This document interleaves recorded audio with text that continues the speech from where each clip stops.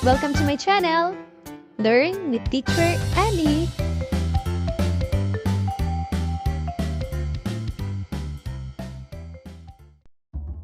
Day 1. Mga bata, ano ang mararamdaman at gagawin ninyo sa mga sumusunod na sitwasyon? Nadulas ang bata dahil madulas ang sahig.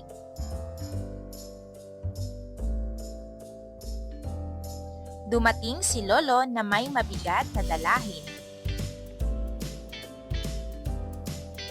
Ang taong may kapansanan ay nahihirapan tumawid sa kalye.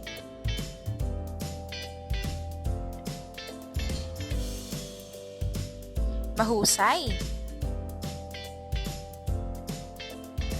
Ang pag-aaralan natin ngayong araw ay tungkol sa paglalarawan ng ating sasabihin at gagawin para ipakita ang ating pagkakaroon ng malasakit. Ngayon ay ating alamin ang kahulugan ng compassion or malasakit. Ito ay tumutukoy sa pakiramdam ng pag-aalala sa kapwa-tao at sa kanilang mga pangangailangan. Narito ang ilang salita na ating matatalakay ngayong araw.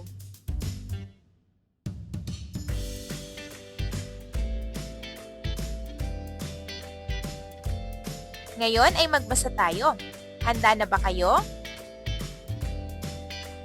Ang ating kwento ngayon ay totoong nangyari sa magkapatid na si Anne at Rose. Sila ay nagpakita ng malasakit sa iba. Ano bang ibig sabihin ng malasakit? Ano ang ginagawa at sinasabi ng taong may malasakit?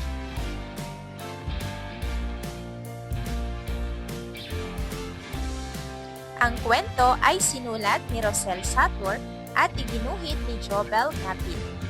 Ito ay orihinal o unang sinulat sa wikang Kangkanae, salita ng mga tao sa probinsya ng Benguet.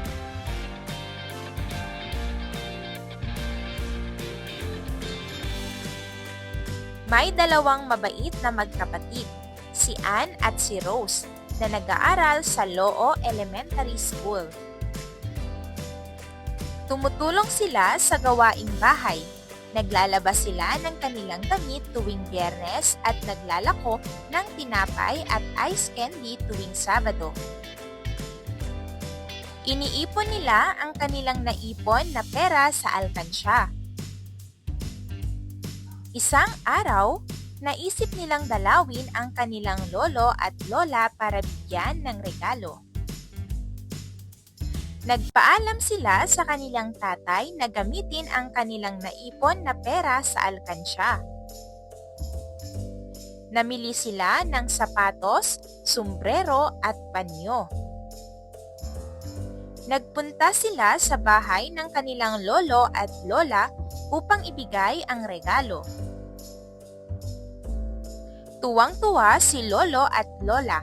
Nagluto si lolo ng pinikpikan na manok na may sabaw. Nang umuwi si Anne at Rose ay binigyan sila ng regalo na alagang pato. Paglaki ni Anne at Rose, sila ay naging teacher. Ngayon ay sagutin natin ang mga tanong. Una, sino ang mga bida sa kwento? Pangalawa, anong pag-uugali ang ipinakita nila sa kwento? Pangatlo, paano nila pinakita ang kanilang pagmamahal at malasakit sa kanilang magulang, sa kanilang lolo at lola? Pang-apat, bakit kaya dapat magpakita ng malasakit sa mga nakakatanda kagaya ng lolo at lola? At pang-lima, kung kayo ay magbibigay ng regalo sa lolo at lola nyo, ano naman ang ibibigay nyo? Paano kaya kayo makakaipon ng pera?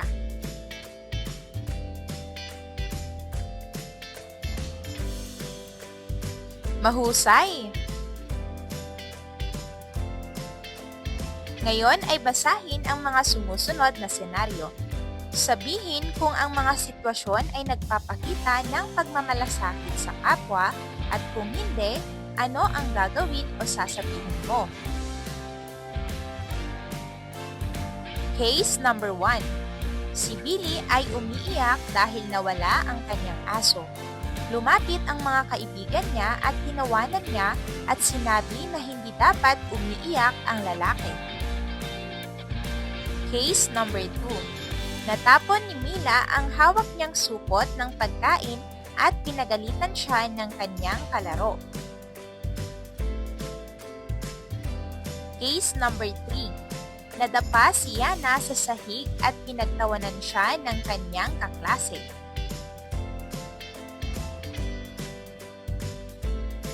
Mahusay!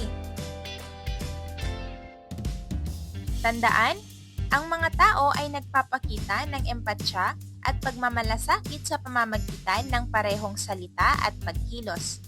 Ipinakikita nila ito sa pamamagitan ng mga kilos at salita tulad ng mga salitang nagpapagaan ng damdamin, nag-aalok ng tulong, pagpapakita ng pag-unawa. Ngayon, iguhit kung paano mo ipapakita ang iyong malasakit sa mga matatanda sa iyong paligid.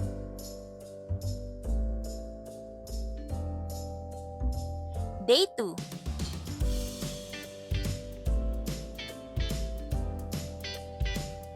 Mga bata, nakapunta na ba kayo sa isang health center o ospital?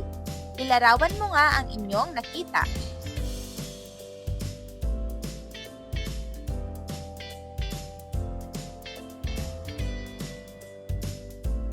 Pagmasdan ang larawan.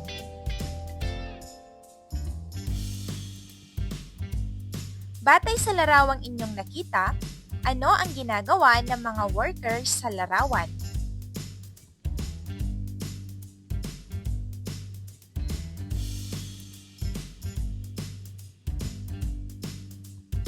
Mahusay!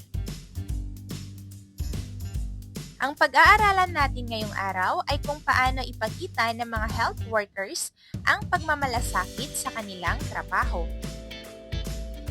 Ating talakayin ang pagmamalasakit ng mga health workers sa kanilang trabaho.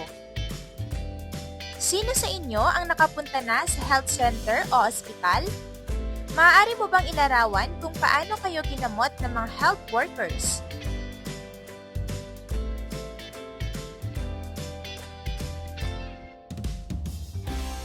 Mahusay! Tandaan, ang mga health workers ay nagpapakita ng pagmamalasakit sa pamamagitan ng paggamot sa mga may sakit at karamdaman.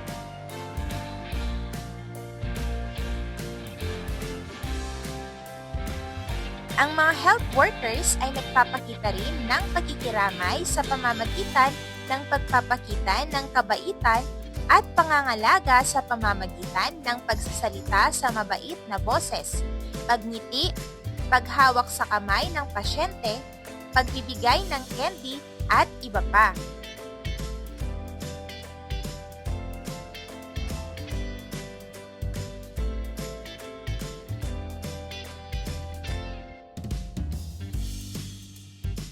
May mga sitwasyon ba kung saan nakakita kayo ng karagdagang mga pagkilos ng kabaitang ibinibigay ng mga health workers?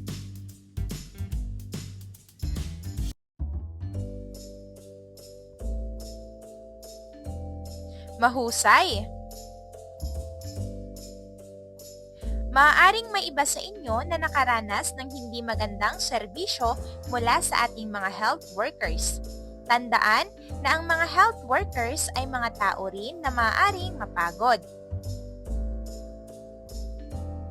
Ngayon ay magkakaroon tayo ng isang role-playing. Magdala ng ilang laruan o props tulad ng stethoscope, thermometer, weighing scale at iba pa para sa role-playing. Ipakita sa pamamagitan ng role-playing ang kasanayan ng paggamit ng magalang na pananalita at pag-uugali sa pagkikipag-ugnayan sa mga manggagawang pangkalusugan. Tumawag ng mga bolontaryo upang gumanap bilang isang taong nangangailangan ng paggamot. Gampanan ang papel ng isang mabait at mahabagin na manggagawang pangkalusugan sa mga senaryo na kinabibilangan ng nakakakita para sa isang check-up, nilalagnat, nagpapabakuna.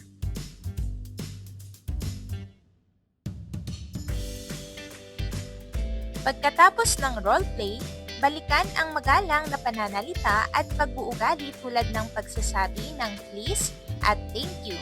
Magalang na pagbati sa mga health worker. Ngumingiti, pakikinig sa kanila at pagsagot sa kanila kapag tinatanong. I-recap kung paano ipinakita ng health worker ang pagiging mabait at mahabaging wika at pag-uugali.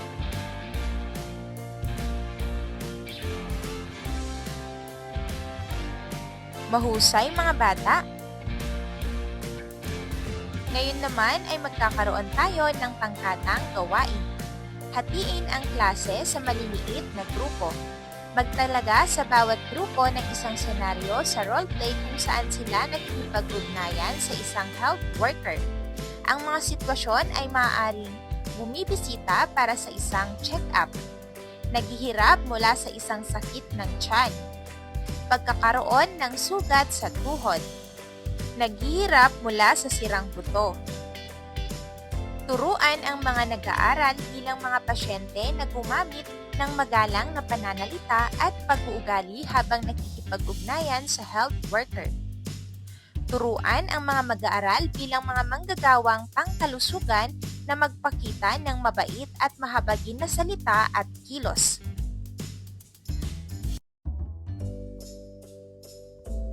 Mahusay! Tandaan, ang pakikiramay ay kapag pinapahalagahan natin ang damdamin ng ibang tao at sinisikap natin tulungan silang bumuti ang pakiramdam. Kapag pumunta ka sa doktor o nurse, hindi lang nila tinitingnan ang iyong karamdaman. Mabait din silang nakikipag-usap sa iyo. Niningitian ka at pinaparamdam mong ligtas ka at inaalagaan ka. Nakikinig sila sa iyo at sinisikap na maunawaan kung ano ang iyong nararamdaman. Kapag ang mga manggagawang pangkalusugan ay nagpapakita sa atin ng habag, nakakatulong ito sa atin na madama na sila ay nagmamalasakit sa atin. Kaya, kailangan din natin maging magalang sa kanila. Dapat tayong gumamit ng mga magagalang na salita tulad ng pakiusap at salamat. Kapag nakikipag-usap tayo sa kanila, dapat din nating pakinggan ang kanilang sinasabi at sundin ang kanilang mga tagubilin. Ngayon ay gumawa ng simpleng likhang sining para ipakita ang pagpapahalaga sa mga health worker.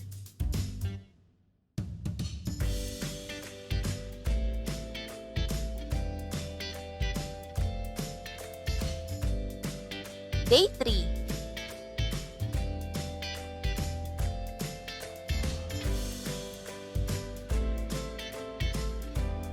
Ano ang nakikita ninyo sa larawan at ano ang alam ninyo tungkol dito?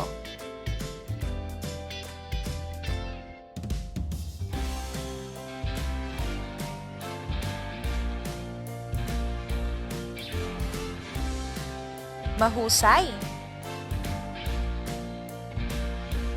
Naranasan na ba ninyong sumagot ng tawag sa telepono at makipag-usap sa isang taong kilala ninyo na nangangailangan ng tulong?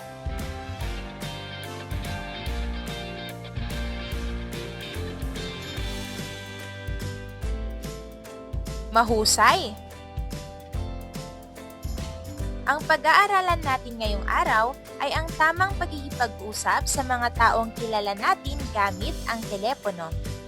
Aaralin din natin kung paano makipag-usap sa telepono para matulungan ng isang kaibigan.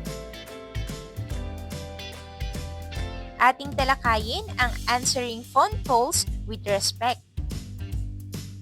Mga bata, ano ang kahalagahan ng pagiging magalang at magalang kapag nakikipag-usap sa telepono?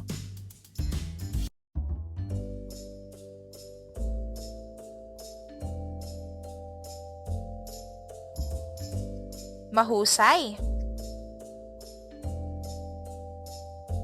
sa pangunahing asal tulad sa pakikipag-usap ay ang mga sumusunod. Pagbati sa tumatawag, malinaw na pagsasalita, pakikinig ng mabuti at magalang na pagpapaalam.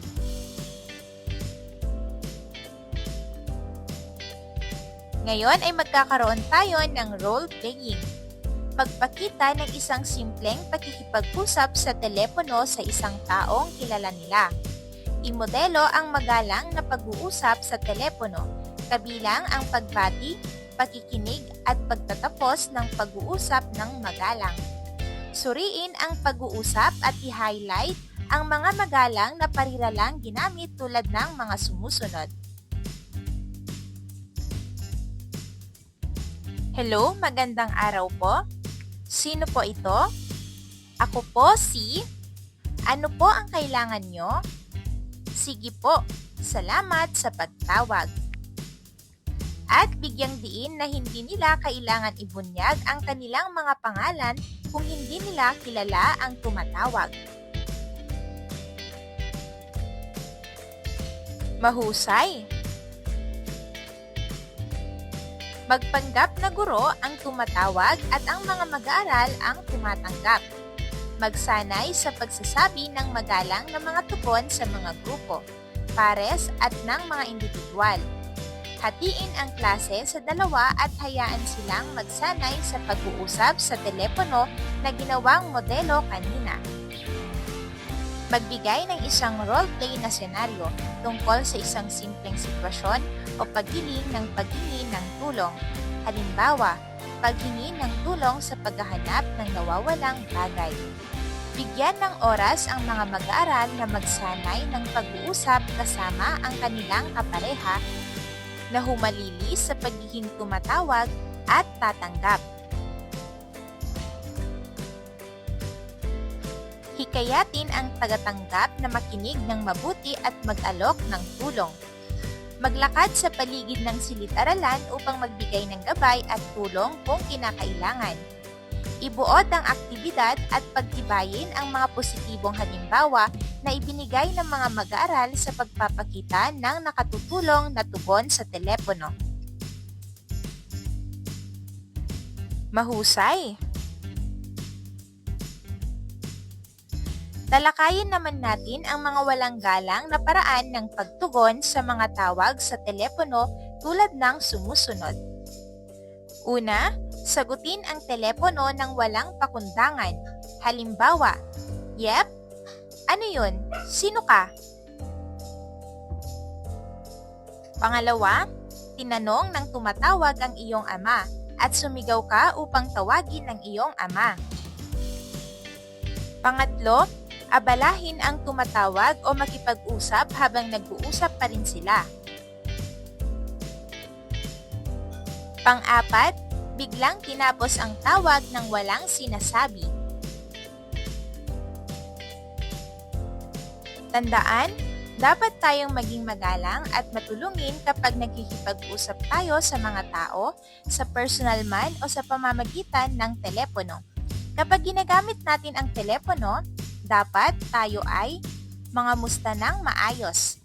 Nakikinig mabuti kapag nagsasalita ang kausap. Maghintay para sa iyong turn na magsalita. Hindi kami nakakaabala. Magsabi ng paalam na may paggalang. Ngayon, hilingin sa mga mag-aaral na magsanay ng wastong pagkikipag-usap sa telepono sa isa't isa. Day 4.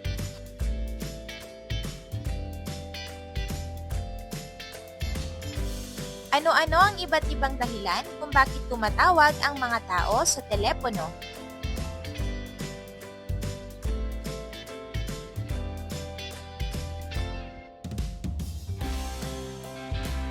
Alam ba ninyo kung paano tumugon sa mga tawag sa telepono mula sa mga estranghero o mga taong hindi nila kilala?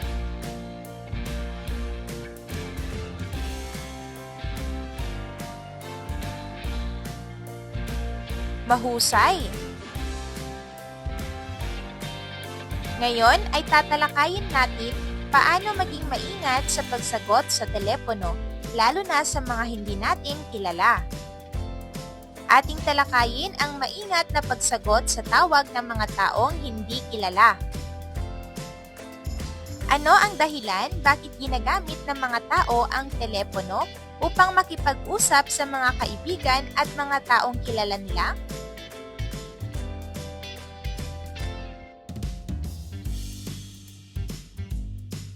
Mahusay!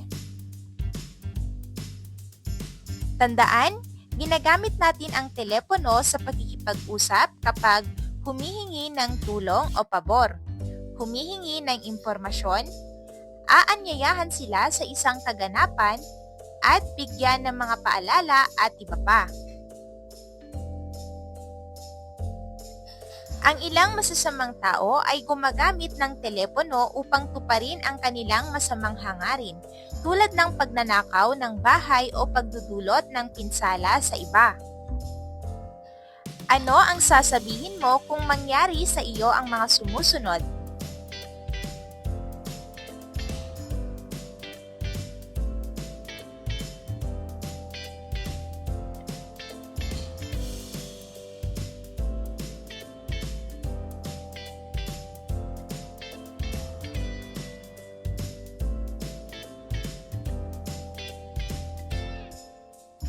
Mahusay!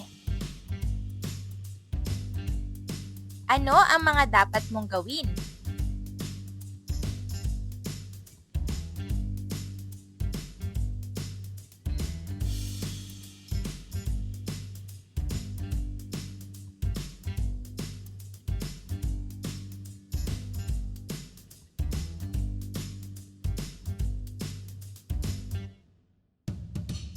Ngayon ay magkakaroon tayo ng role-playing. Narito ang mga panuto.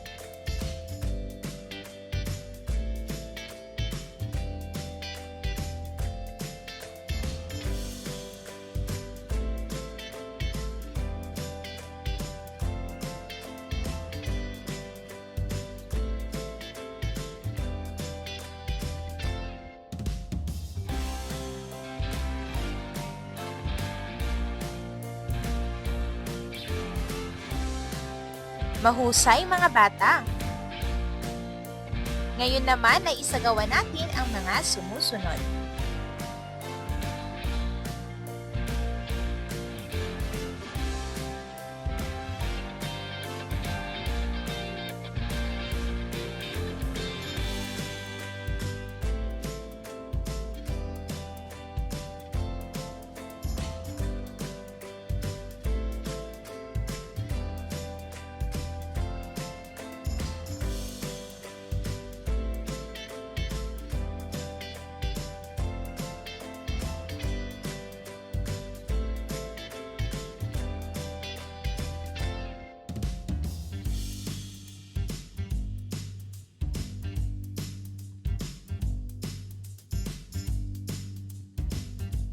Mahusay! Tandaan, dapat tayong maging maingat sa pakikipag-usap sa mga taong hindi natin kilala. Hindi tayo dapat makipag-usap sa mga estranghero na nakikita natin ng harapan at sa pamamagitan ng telepono. Bago matapos ang ating aralin, isulat sapat lang ang masayang muka kung tama at malungkot na muka kung mali.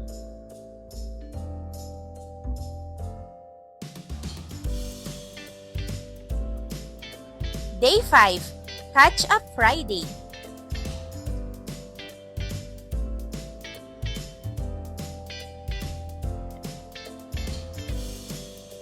Mahusay mga bata! End of week 7. Thank you for watching!